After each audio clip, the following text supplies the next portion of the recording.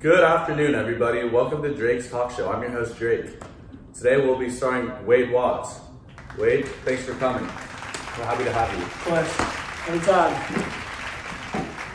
So, Wade, you just won the Oasis, the world's most difficult game to win, and you just won the company itself, which makes you one of the richest people in the world. What are you going to do with your newfound fame and fortune? So first, I'm going to give it to my friends that helped me get to where I am today, because without them, there wouldn't be me here winning. Right. That's great. So I understand that you come from some humble beginnings. What are you going to do with the money in order to help you financially, I guess? And tell me a little bit just some more about your life before winning the Oasis.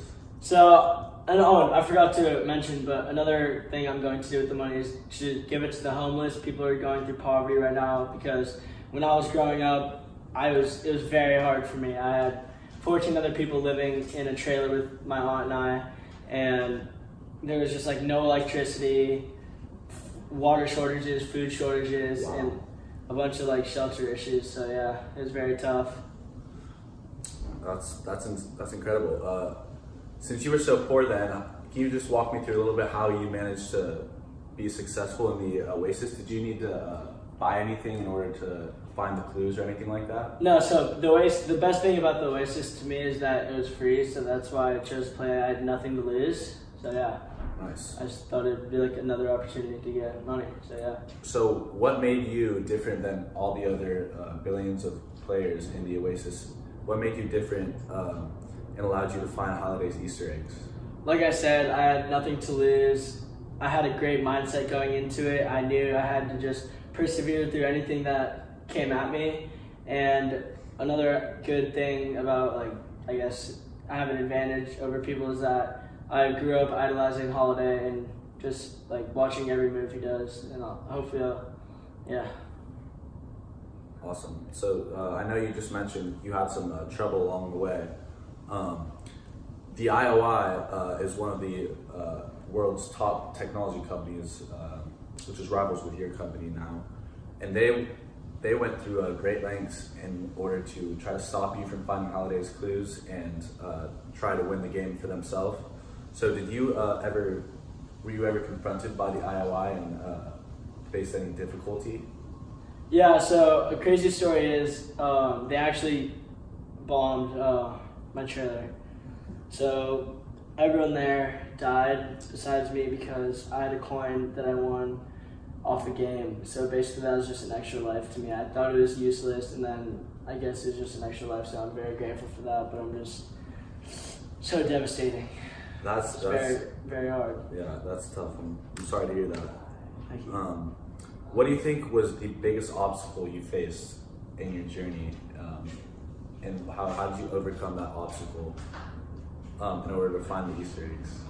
So I think the biggest obstacle was that everyone was trying to take me out. Like the IOI had a bunch of people like trying to go against me, trying to kill me. Like I just knew I had to just take any obstacle that came at me and just overcome it.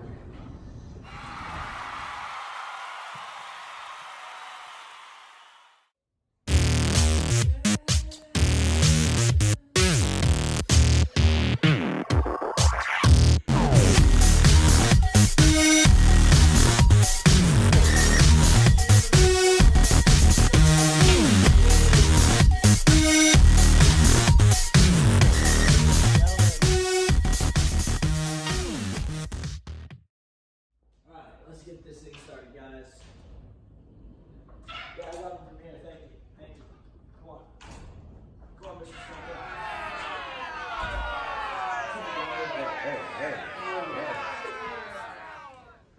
Good afternoon, everyone. Welcome to the Noon Talk Show. Okay, let's get this thing started. Good afternoon, Mr. Sorrento. Thank you for coming and taking your time to be here with me so I can interview you. First off, how has life been treating you so far in prison? Well, prison is prison. I mean, it's not meant for people like me who are super powerful and incredible people, so I don't know why I'm in here. Well, you've been You've been charged with murdering dozens of people in a trailer park bombing, as well as a second-degree murder against one of Wade's fellow gamers, Neto. Yeah, well, I never said I was perfect.